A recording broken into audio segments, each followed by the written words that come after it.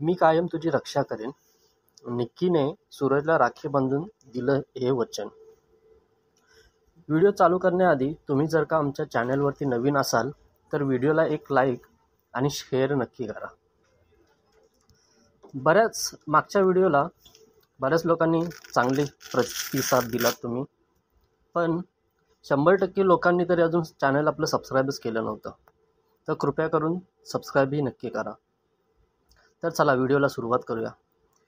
Big boss मराठीच्या घरात दररोज काही ना काहीतरी राडा आणि कल्ला होताना दिसतो. सतत स्पर्धकांची भांडणं आणि त्यातले वादविवाद अशा गोष्टींमुळे बिग बॉस मराठी घर कायम दणाणून सोडण्यात येतं. आज मात्र बिग बॉस मराठीच्या घरात काहीसं चांगलं वातावरण बघायला मिळणार आहे. बिग बॉस मराठीच्या नवीन सीझनमध्ये आज रक्षाबंधनाचा सण साजरा होताना दिसत आहे. यावेळी निक्की सूरज चव्हाणला भाऊ मानलं असून ती त्याला राखी बांधताना दिसणार आहे.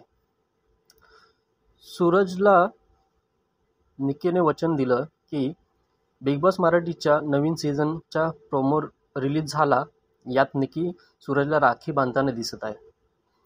निक्की राखी बांधताना सूरजला म्हणते, मला एवढंच म्हणायचं आहे की या घरात जेवढे दिवस आपण सोबत आहोत, मी वचन म्हणून सांगते की बाहेरच्या जगात सुद्धा मी तुझी रक्षा करेन.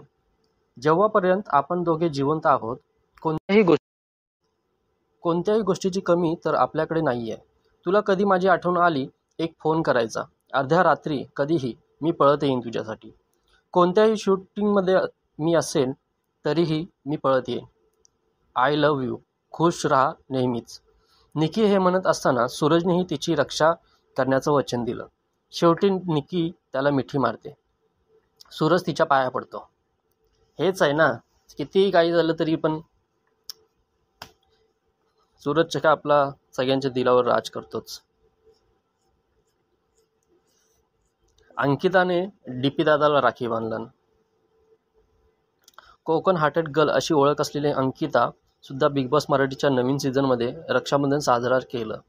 अंकिताने डीपी अर्थात धनंजयला राखी बांधली. अंकिताने डीपी दादाच्या बहिणीच्या वतीने, याशिवाय बिग बॉस मराठीमधून बाहेर गेलेल्या योगिता चव्हाणच्या वतीने त्यांना राखी बांधली. अशा प्रकारे आज बिग बॉस मराठीच्या घरात रक्षाबंधन साजरा होणार आहे.